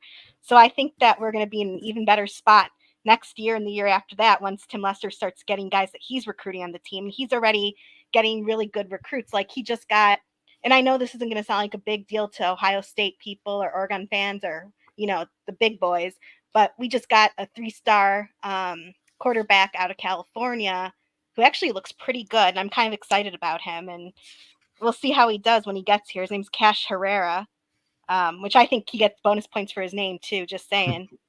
But I'm really excited about the future, I guess is my point. And I'm really happy to see a team that seems to improve every single week. That's something that we haven't seen in Iowa. Yeah, I would say that that's generally true. I think that they played their best game yesterday. Washington's a decent team. They're a pretty good team. They should have beat Rutgers. They missed 3 field goals that lost the game. They beat Michigan. They had lost 2 extremely close down to the wire games. And so Iowa was the first team that really handled them. And again, I thought it was a really good game for 3 quarters. And then Iowa they were, to your point, they were just physically a stronger, more physical team that had a better running game and beat down Washington. And Iowa was really good at capitalizing on other teams' mistakes and causing those mistakes too. Will Rogers was pretty much having his way between the 20s, but they get into the red zone and there'd be a strip sack or an interception. Jamari Harris had an excellent pick when Washington looked like they were about to tie the game. That was great.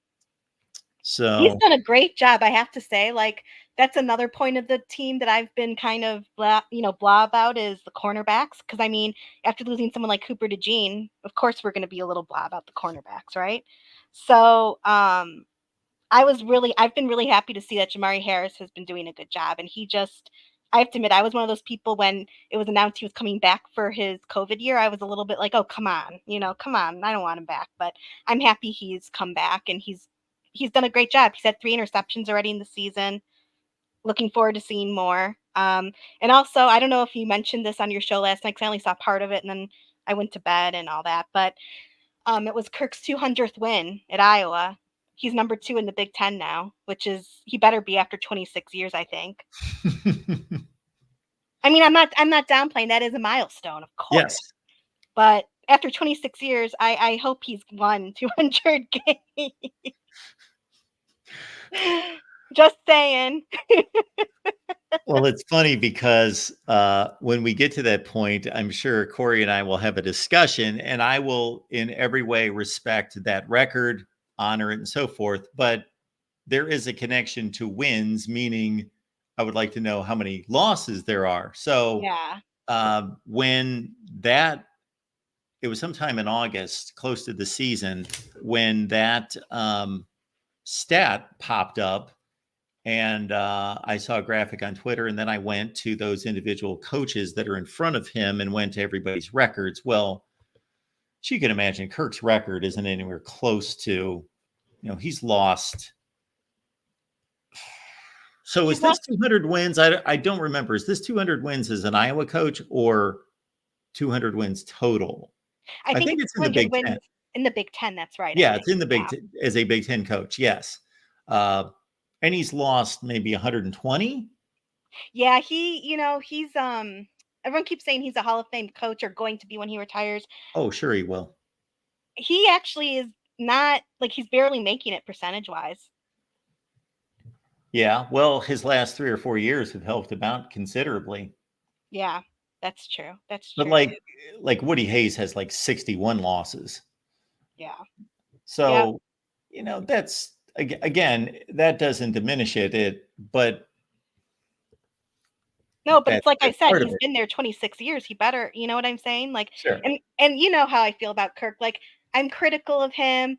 I was calling for him to be fired, like, definitely earlier this year, and some of the last few years as well. Like, given the whole Brian Ferentz, like, horrible scam. Oh, bullshit. you're gonna miss him someday, Kirk. Well, frankly, it depends who we get. I mean, I think we've had that conversation before. It depends who we get.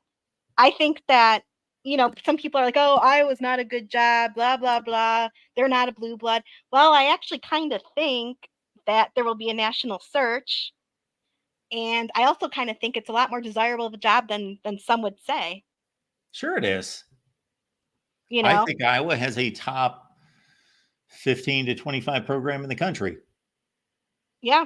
Oh, Mike 3883, hire the Iowa DC as head coach. That's not going to happen. They'll offer it to him, but he's going to leave when Kirk leaves. He's a Kirk guy. Phil Parker is not going to be around after Kirk leaves. I'm going to do some math here. So I pulled up Kirk's record, and yes, I was off by one loss. He's lost 121. I just took a shot at that. Yeah. And, so if you do the math, that means he's won. I'm going to the calculator right now. Yeah, me too. 200 divided by what? 321? Right. And you get 623. Well, he's safe. Yeah, I thought it was lower for some reason. Well, that's good news. 623. It's probably lower counting his other job. Yeah, it's 212. Oh, yeah, because he was 12 and 21. Now, I wonder if they'll take that into consideration. What he did at, where was he? Maine, yes. Maine, yeah. I don't know. I hope not, because that's not a... Here, scroll up again. Let's see. Oh, you know what? Look at that. So what we just did, the 200 out of 321, that was Iowa. So if you scroll back down. Well, that's what I'm saying. But if you scroll all the way back down, it says total 212, 142. Yes, that's going to go way down. Yeah, let's see. 212. I'm so bad with math, it's embarrassing. So that's 354 out of 354. Yeah. 59887, blah, blah, blah. You see what I'm saying? If they count Maine. I don't know if they'll count that. That's a great question, because that's not Division I FBS football, but it's FCS. Interesting. Maybe that's why he keeps coaching. He's trying to. Well, you know how Kirk is. I mean, he doesn't care what the outside world thinks of him. He's made that clear. You know, he's made that very clear. Well, I think that's generally a good thing. Right. So my point with that is, I mean, I'm not criticizing him for that. I think my point, though, is that if he doesn't get in the Hall of Fame, I don't know how much he would certainly like it, I'm sure. Don't get me wrong. But I'm not sure he's going to be super pissed off or anything. Yeah. I would hope that Kirk Ferentz will be in the College Football Hall of Fame. I believe that he belongs. Yeah.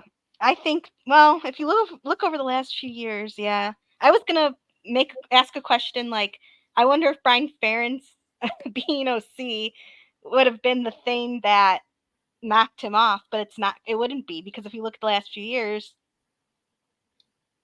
they've been pretty decent. They've been good. Sure. So no, these voters are very big picture. They're not going to dissect what could have been, and that he made a bad coaching move by, number one, appointing his son to that position and then tolerating it for that long. Well, I would criticize him for that, but never mind. Sure, you should, and you have. I mean, I do, right? And I have, because it's a valid criticism. It's not, you're not running a family business, you know, the hardware store down the street. That's right. You're a public, you're being paid. You're the highest paid employee in the state, and you are accountable to Iowa alumni, fans, collective donors. Yes, you are. to put out the best product as possible. And yes, I definitely respect him and other coaches who make priorities in molding young men and making sure that they go to class and work toward degrees, and all those things are, of course, they are very important, and they're in the grand scheme of things more important than football. But you don't make $8 million a year coaching a football team if you're not hired and paid to win games. If it's about the experience, then pay them like any other professor on campus, and then just make it we just play for fun. But we know it's a big business, so you're paid to win games first and foremost. Right. And then when you allow a situation to exist on your staff that is there were guys being fired, as you well know, at Rutgers and Indiana as offensive coordinators, and their offenses were ranking 50 places higher than Iowa. I know. So Well, you know who you have to that thank was for just sheer that. negligence. Yeah, well, that was what's his name? Gary Barta. That was his Yeah. doing. And that was also, in a way, indirectly the boosters doing, because by continuing to support Iowa during those times, they were enabling him to keep his job. You know? And I guess, some people, if you believe it, which I still can't believe it, that there are some fans on these message boards that I go to who still defend Kirk's hire of Brian as OC and quarterback coach. I'm sorry. There is no, besides the fact that he is Kirk's son, there is no reason why he was deserving, especially of being a quarterback coach. He could have just stayed a tight end coach the rest of his existence and been better respected by Iowa fans. Yeah. I have a son. He's 27 years old, and I've stated this before in reference to this situation. If I had the power, as Kirk Ferentz does, and there was a similar situation about 5 years ago with Mark Richt at Miami, although it wasn't nearly as bad. It only lasted for a season or two with his son being the quarterback's coach. I wouldn't want to put my son in that position. I wouldn't want to put the team or the program in that position to be Right. scrutinized like that. I Right. would use my power and influence, and I'm sure Kirk Ferentz could pick up the phone and call any coach in college football, and within 2 days would have Brian employed somewhere. No, he wouldn't be the offensive coordinator because he wasn't qualified. He'd be an offensive line coach or a tight ends coach, and then he'd have to work himself up. And that's what I would do for my son. I'd say, Right. son, I think you're really good at what you do, but you are not good enough to do this. And I don't want you to do it because of the public scrutiny under me. And I don't want to have my decisions questioned, because even if I am making them for all the right reasons, I don't want to have them questioned. I don't want to put you through this. I'm going to ship you off to, who knows, Kansas State, San Jose State, wherever, Right. Wake Forest, and that's where you're going to coach. And I wish you all the best, and we'll be in contact. Well, or even the NFL, if that's what he Yes. wanted. He's Like got he connections did. all over the place. Yeah, So, I mean, absolutely. and here's the issue though with, a lot of Iowa fans talk about the ghost of Charlie Jones, because how he Yes. transferred to Purdue and he was successful there. Now he's in the league and all this. Well, I'm going to talk about the ghost of Brian Ferentz, because you know what? We have a horrible reputation on offense now, deservedly so.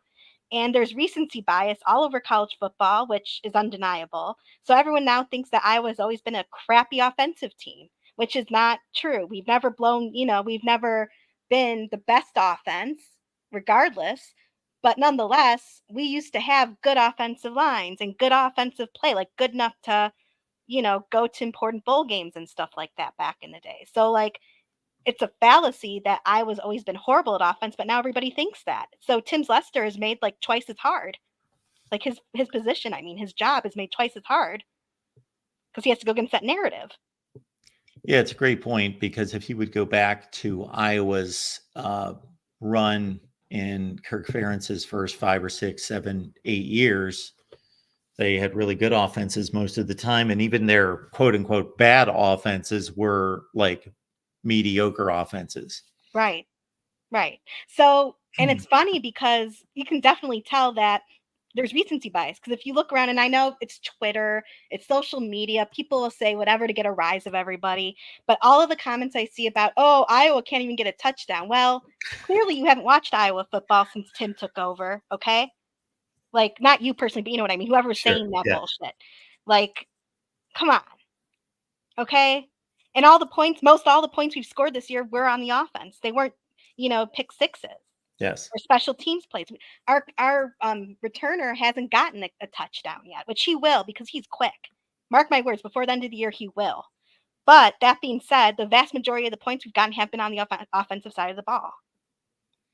Yeah, those people, they're just hanging on to old narratives just because they're ignorant, or they want to continue to troll, or they only watched the Ohio State game and didn't pay attention to anything else. Yeah, I actually called one of them out yesterday because I got frustrated, and I wrote to him, "Do you even watch Iowa? We scored 40 points twice this season." And he wrote back, he's like, "Oh, really? No." And I'm like, "Okay, well, thank you for that. Thanks for proving you're a moron." No, seriously, and that's just not me being an Iowa fan. That's like ignorance. That's But, right. but anyway. Also, can you let Erica cook? Well, Thanks yeah. for the support. I think if we let the chat vote, they would kick me off this show and have you host it. Oh, I don't know about that. I appreciate that compliment, but I don't know about that. The last thing I'm going to ask is if you can read my super chat. Oh, I'm sorry. I did not see it. That's okay. I did not see Adams either. Here we go. Erica asking here, when will Georgia's collective call up Uber or Lyft to do some NIL deals? That is one of the strangest, Yeah. weirdest things I can ever remember. We have seen football programs run amok in regards to letting their athletes do whatever they want and do some really horrible things. But there's just this oddity about anything involving cars. I think we've had the number's 24. I don't know if it's 24 arrests, 24 players involved in the span of, I think we're working on a year and a half. Yep. Since their last national championship win. They couldn't, unfortunately, a lot of people could not celebrate that for long because they had a tragedy right after that. And it's just uncanny how ridiculous this is. Yeah. Yeah. It's something else. And like, I saw some footage again on social media, so I guess it could have been AI, but I don't think it was, where apparently whoever they were playing yesterday, I don't follow Georgia football, so excuse my ignorance. I'll admit that up front. But whoever they were playing yesterday, I guess a player from the opposing team was coming out of bounds and Kirby Smart pushed the opposing player or something. Does anyone know anything about that? I did not hear that. Does I'll the have to look chat that know? up. Does the chat know anything about that maybe?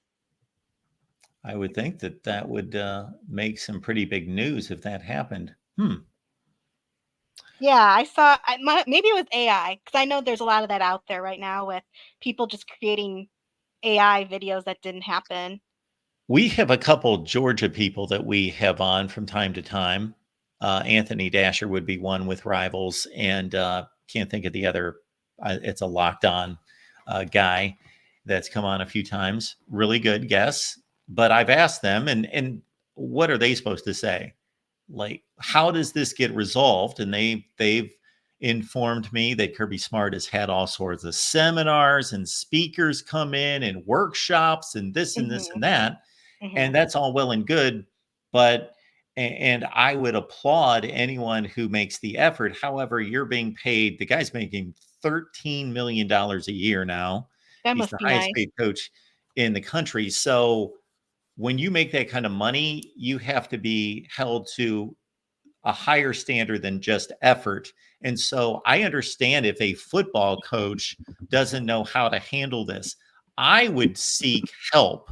I would say, I obviously don't know how to handle this very strange issue. So I would be making all sorts of connections and contacts on how to deal with this. Yeah. But I know I would deal with it harshly. Not that people would be kicked off the team automatically, but they would pay serious consequences for this. I can tell you, I mean, at Iowa, when you do things like that, you're usually in the doghouse. And that's part of why Caleb Brown actually entered the portal and is leaving, to be honest. I mean, he did a bunch of other things behind the scenes that I heard about, which is probably part of the reason why he's leaving too. But he did have like I don't think it was a full-on DUI. It was, I don't know about this stuff because I personally don't even drink, but like he had some run-ins or something, and he did get in trouble like a DUI or something like that. And then he also slept through meetings, didn't show up, stuff like that, which, as you can imagine, Kirk will not put up with, which I don't blame him. And he is leaving the team along with LaShawn Williams, our other running back. So they pulled Nevada.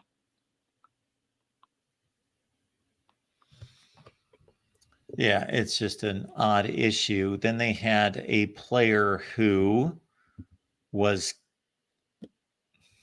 arrested the other day.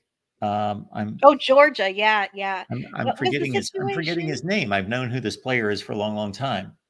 Anyway, shoot, why can't I think of him? Anyway, it doesn't matter. That yes, the battery of an unborn child. Yeah, that was it. Yeah, that's pretty darn disgusting, Yeah, to say the least. I could so, say a lot more, but we'll keep this of family course, level you're show. obviously at that point. You're not only any violence toward a female, first of all, is horrendous and horrible. Then one who's carrying a child, yeah, that's just wow. Whatever the situation, it can't be justified in any way. That's about as Well, it's total bad as low it gets. class behavior. Total low class behavior from that person. It was a wide receiver. I can't think of his name. Why can't I think of his name? Anyway, doesn't matter.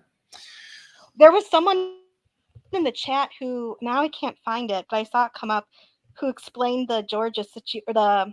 Oh, okay, there it is. Muffin Man 67 said Kirby Smart apparently pushed the Mississippi State quarterback and apparently was intended for his defensive coordinator. Well, he shouldn't be pushing his defensive coordinator either. What are we talking about here? Okay, so like out of his periphery, he thought he was pushing somebody else, and he pushed the Mississippi opposing State player. quarterback, Okay. apparently, yeah. Huh. I don't think he should be pushing anybody. I don't care if it's a staff or a player. Well, no, I thought we got rid of that. Colby Young, thank you. Miami transfer, yeah. Colby Young, thank you for that. Quinnett. I don't see Muffin Man's comment for some reason, but anyway, okay. I'll have to look into that one. Yeah, I don't know. There's got to be culture problems at Georgia. I don't know what's going on, and I'm not going to judge too harshly because I don't know the full situation, but just the numbers alone speak volumes.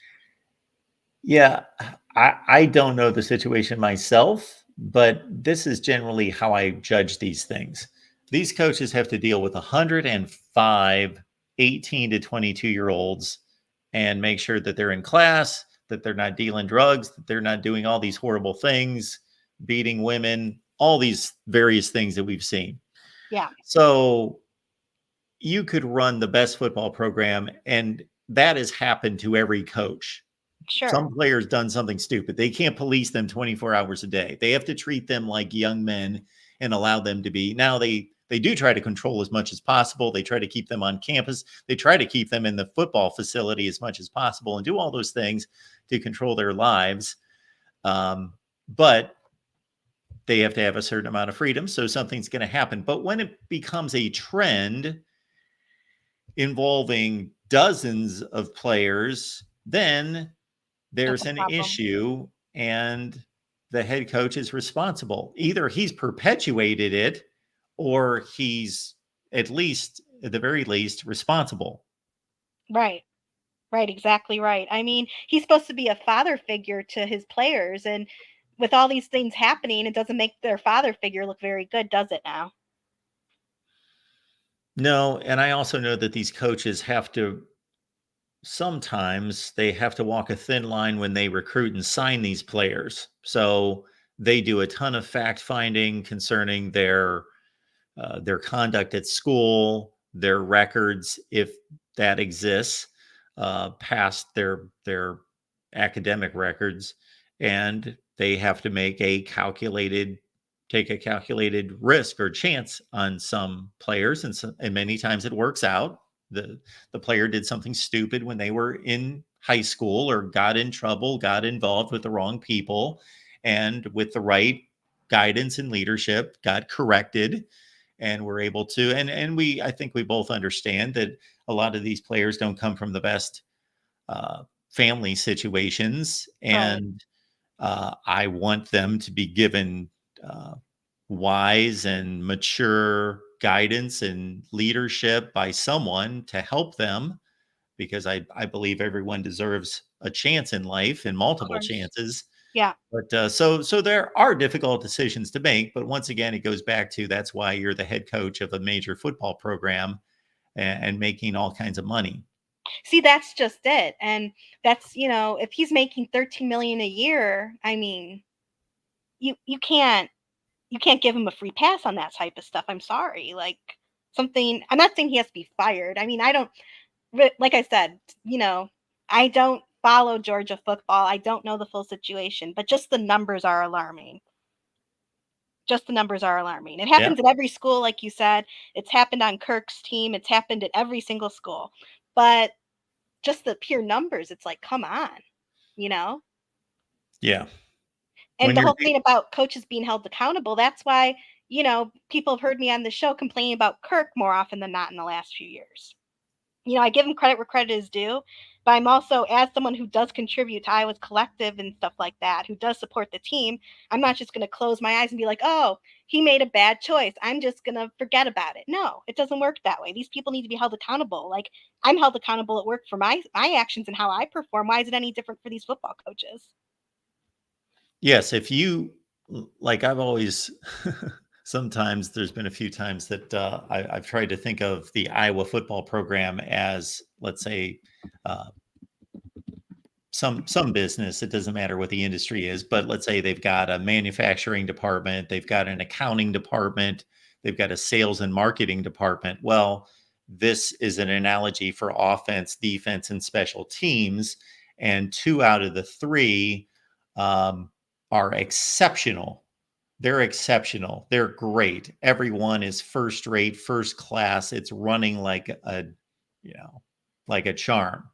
But that's the accounting and that's the sales and marketing. Right. But the manufacturing is horrible. So you're manufacturing a horrible product, let's say, and you're asking your sales team to sell a horrible product or whatever the case might be. Let's say you're producing a great product, but nobody knows about it because your marketing and sales team's horrible. It is amazing, and it's a credit to the Iowa players that during this complete time of dysfunction, that the defensive players have been dedicated and classy and have never, that I can recall or know of, ever finger pointed at the offense. They have always internalized it to say, hey, we just lost 9-6. It's our fault. We should have given up less points. Right. I've heard those kind of comments, but right. to be able to continue like that for 4 or 5 years and not have issues in the locker room, that's a credit to somebody. Right. Exactly. I believe to Kirk to some degree, but it's still not the best. Well, hey, if you ask Adam, I'm sure he'd give credit to Deacon Hill. That's right. Speaking of which, can you read his super chat? I think he yes. wants it read. Yeah. Sorry about that, Adam. Appreciate you being here, of course. We get our weekly Deacon Hill update from Adam. Utah Tech lost 42-0 to Tarleton State, and former Iowa quarterback Deacon Hill remains on the bench for the Trailblazers. That is just astounding. Corey and I, a few weeks ago, he ran down all the former Iowa quarterbacks who are currently on other teams, and this is an indictment against their quarterback recruiting and development. Right. These guys should be superstars going to play at these podunk schools, and they can't even play. Well, it goes back to what I said earlier in the call. Brian Ferentz had no business being quarterback coach, and anyone who says otherwise doesn't know anything. Okay? I'm sorry. I don't mean to be mean, but those are just the facts. And as I said, he could have had a great future with Iowa if he just stayed at the O-line or tight ends. That's all there is to it. And now he has to work at Maryland as an offensive, what is it? Analyst, is it? Yes. He's an analyst, right?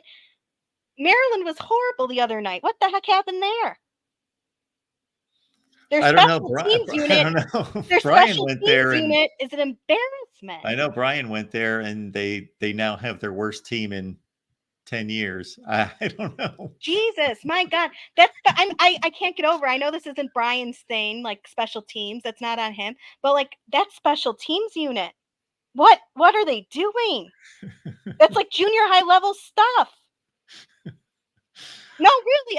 I mean, seriously, honest to God, I mean, part of it is I'm an Iowa fan and I'm spoiled by good special teams every year. But my God, I was just sitting here like with my mouth open. I couldn't believe it. Flabbergasted. And then you have Northwestern make them like Northwestern looked like a championship team compared to Maryland. What the heck's going on? Yeah, they killed them. What's going on?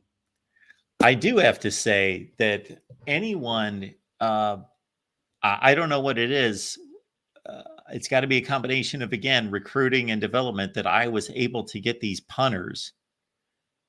Well, you know what? They're not going to have a problem with that ever again. Like, they never had a problem to start with, but now especially, they're never going to have that problem because Torrey Taylor and now Reese Stinkin he's as good as Torrey. It's crazy. Like, Yeah.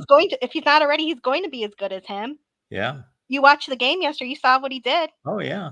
I mean, he's freaking great, and credit to LeVar Woods. He knows how to get the right people. He's a darn good recruiter besides special teams too. Like in general, he wins a lot of the recruiting battles that he fights for. So in any case, I will let someone else call in. I feel like I've taken enough of your time, but thank you for chatting. And I hope Maryland can get that special teams unit together, man, because this is Big Ten football. I don't know what the hell they're doing. Like, well, I don't know what that was. Well, Erica, after that call, don't be surprised if we clip that off and throw that on the Iowa channel. Which part? Well, the part about Kirk Ferentz and the 200 wins and everything past that and his Hall of Fame candidacy. Oh, well, okay, great. That's fine. No problem. So, all right. Well, thank you again. Thanks for the call, Erica, and thank you for the super chat. Appreciate it. All right. Bye-bye. All right. People comment about how many calls we have on the line, which I got to say on Fridays and Saturday nights, we have way too many calls to get to. I do get to all of them, but I got to say on most of these shows, people just assume there's 14 people waiting. Well, for one thing, only so many people can get on StreamYard. And yes, I am not going to promise because I have read that it's not wise to promise. So I'm just going to state this as this would be an effort that we're going to make during the off season is to add a phone line like we used to have years ago, because I think we would have a better cross section of callers and an opportunity for a lot of people that aren't familiar with StreamYard, don't understand it, or for whatever reason don't want to get on StreamYard, that we would have a combination StreamYard and phone call. I am paying for a call-in line, or we do have a call-in line that we use on the USC show, but I've got my soundboard down here that I haven't used for 2 years, plus that when we used to do the call-in show, and then I had a short and something technically went wrong with it, and voila, this is where StreamYard came into the call-in portion of this, because we used to take phone calls, and then we had a technical issue one night, and I even replaced everything connected between my ear and the board, and we tested and we tried to eliminate all sorts of issues and couldn't figure out why we had a breakdown in our communications. And then I thought, okay, well, we'll just have to use StreamYard. And as soon as we did, everybody loved it and said, you can hear the callers better on StreamYard than you can through a traditional phone line. So heck, yeah, well, let's do that. It's free. Well, StreamYard's not free, believe me. It's not free, but I'm paying a flat rate, so it's paid for versus what we used to pay for the call-in line.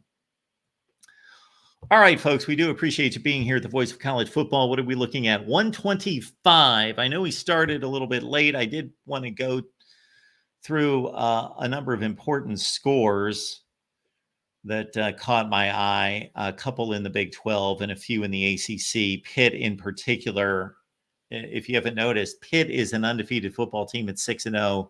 They beat Cal. Cal, they are the anti-Iowa in this way. You can line them up against anybody in America, and they're going to lose by 2 points. They're going to lose by 2 points to anybody. You can line them up against the best team, the worst team, and Cal's going to lose by a couple points. And that's what they did against Pitt. Then, of course, it was Miami where they led by 25 points and blew that. Florida State, they missed 3 field goals in the fourth quarter, lost that game by 5 points. Cal is the bad luck team, I believe, of this season. Adam's coming back with this one.